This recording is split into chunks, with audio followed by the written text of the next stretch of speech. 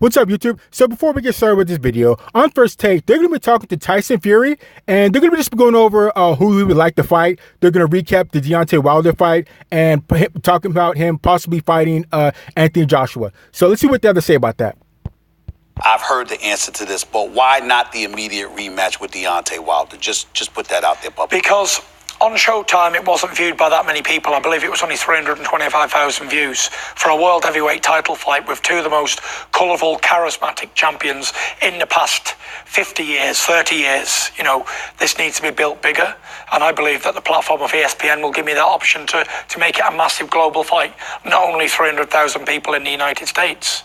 You know, it was viewed by 450 in the United Kingdom at 5 a.m. in the morning. So this fight needs to be built and built big, and I'm sure that ESPN gives me that platform to do so, Max. How do you feel? So I'm surprised that I thought there were more people that watched the fight between the two. What he said about roughly about 700,000 people watched it between the UK and America. That's weird. But I would definitely say that Tyson Fury, Deontay Wilder was a good fight, but that's not the biggest fights in the past 30 years to 50 years. So here's a list of some of the fights that I think will probably be bigger than the Deontay Wilder Tyson Fury fight. So Klitschko versus Lennox Lewis, Mike Tyson versus Buster Douglas. I know that wasn't a big fight at the time, but the way that ended up was one of the biggest upsets ever in sports, with Buster Douglas beating Mike Tyson. Then Mike Tyson versus Lennox Lewis, Mike Tyson versus Evander Holyfield, Evander Holyfield versus Michael Moore, and Riddick Bowe versus Evander Holyfield. I think Evander Holyfield beat Riddick Bowe, I think for the second time, like 92, 93, to get the heavyweight championship. I think, I can't remember, don't quote me. But other fights were George Foreman versus Michael Moore, where George Foreman KO'd Michael Moore and won the heavyweight title at 45 years old. The oldest heavyweight ever to be a heavyweight champion. Now, with that said, I know Bernard Hopkins, about 6 or 7 years ago, he became a champion at like 46 years old in like 10 months. But I think it was for like the light heavyweight championship. It wasn't for the heavyweight championship. So it's a weight class below, but you know, that's still a pretty good feat to be to be a champion at 46 years old, almost 47. But some of the fights that probably a little earlier than that was maybe Larry Holmes and Ken Norton Jr., obviously the Muhammad Ali, George Foreman. But I say over the past 30 to 50 years, there were a lot more fights that were more attractive than the Deontay Wilder Tyson Fury fight. So it was a good fight, but there's other ones that were more attractive. But let's keep going. About fighting in this era, it's not, you know, I saw Deontay Wilder hurt by King Kong Ortiz. That's a guy not everyone wants to fight, knock him out. I saw Joshua get knocked down like he was knocked cold by Vladimir Klitschko, got off the deck to knock him out. I saw you in the 12th round of a fight get hit by one of the all-time great punchers in Deontay Wilder, and I thought the fight was over. And you got up off the deck, and I thought won the fight because you were ahead on points, and you wound up getting a draw. How does it feel to be in this era where you have rivals who have some of that stuff on the inside, too, that make them special?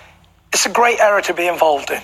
You know, all of the fighters in the division at the minute are hot. They're all on fire. Everyone believes in themselves. You know, you got Wilder, Joshua, myself, and so many just a little bit behind chasing. There's a mad pack of dogs chasing us, right behind us on our tail. So I hope that some of them break forward into this next echelon of fighters. Max, when I asked this So Tyson Fury is correct. This is a nice era because heavyweight boxing is back. I'm happy for it because it's not like it's been gone for about 10 years. But I wish there were more heavyweight fighters out there that were as popular as these guys. So the top guys are pretty much Tyson Fury, Deontay Wilder, and Anthony Joshua. Those are really the front runners of the division. I just wish there were more like there were in other decades before. Because you go back to the 90s, 80s, 70s, there were a heck of a lot of heavyweight boxers out there. Almost everybody was fighting everybody. It was just crazy. So I just kind of wish there was a little bit more heavyweight boxers. It's definitely coming back. It's getting back on the map. So I'm happy for that. But I just wish there was more. I like to see more heavyweight fighting. So let's keep going.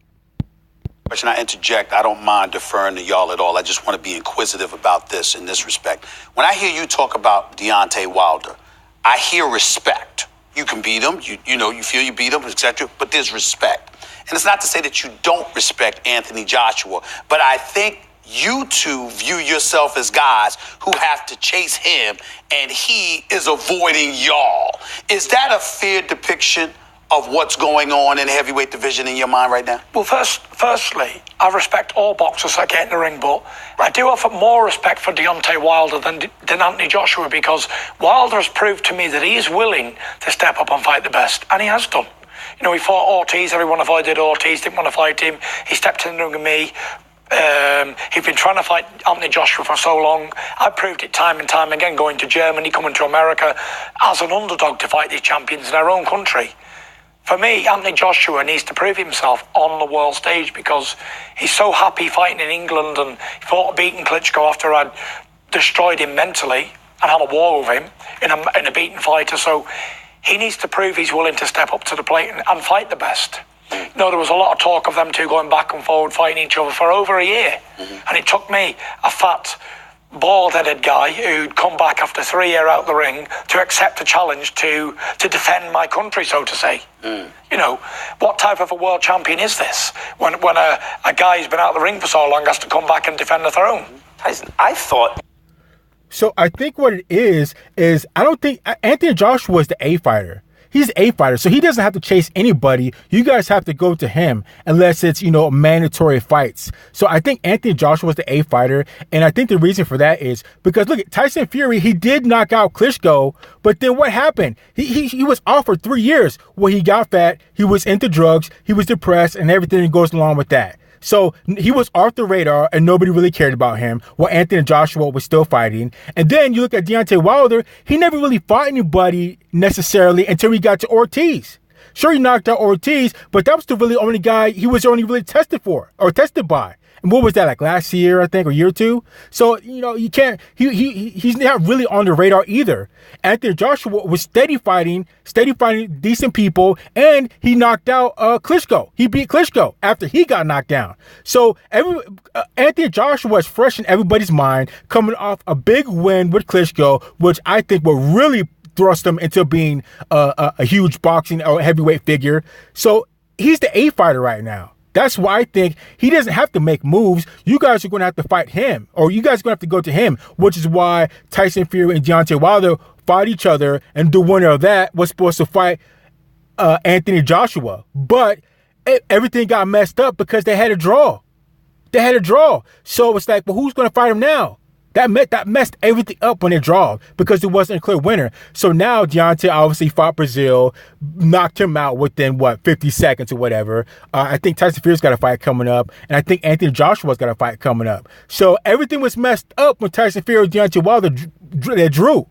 So I don't know, but like I said, I think Anthony Joshua is the A fighter. That's why it may seem like he's ducking them, but he's the A fighter, so he doesn't have to. You guys have to go to him. So I don't know. Let's keep going. You just brought something up. I thought that you were done. You talked about spiraling into depression, drug abuse. Yeah. You were obese.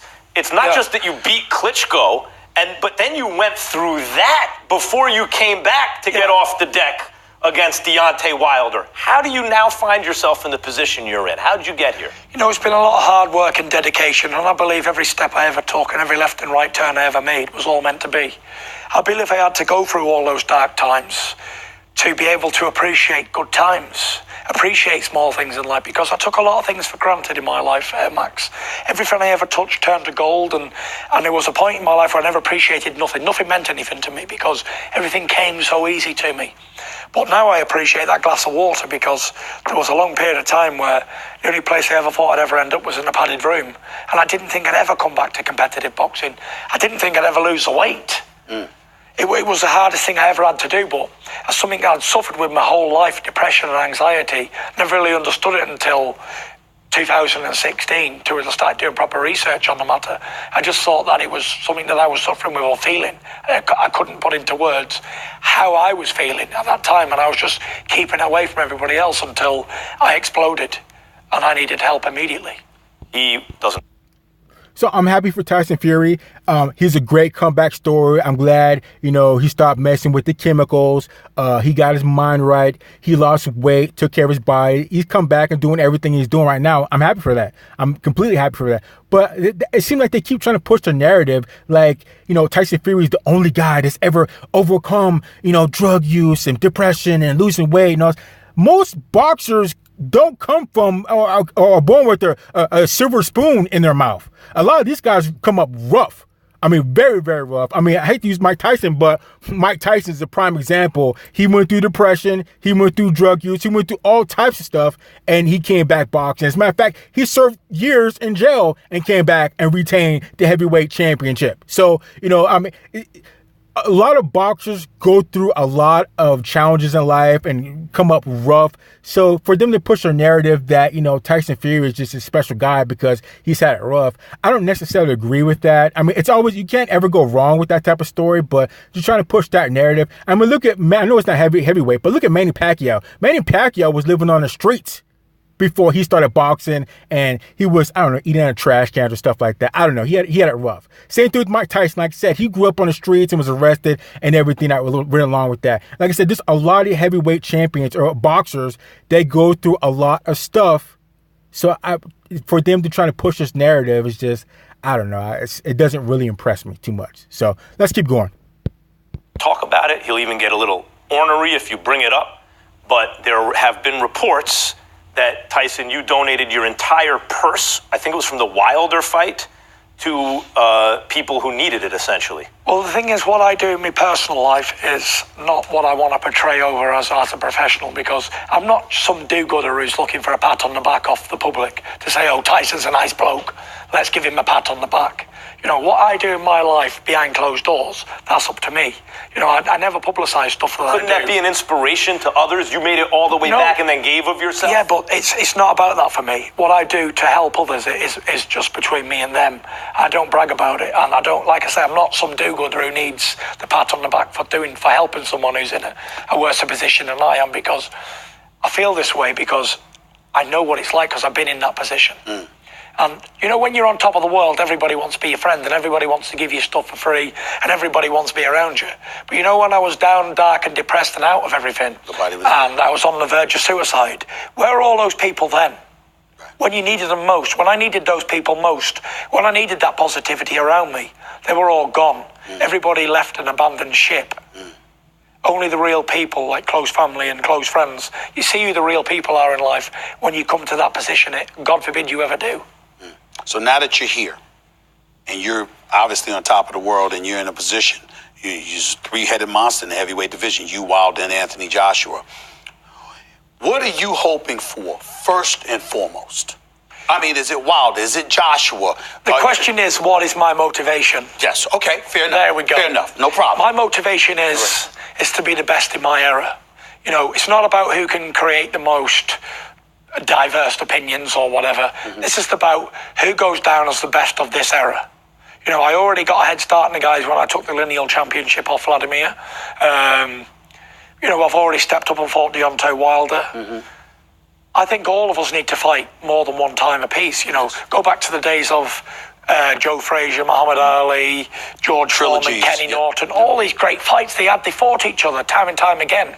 And it's just like today everyone's afraid of losing.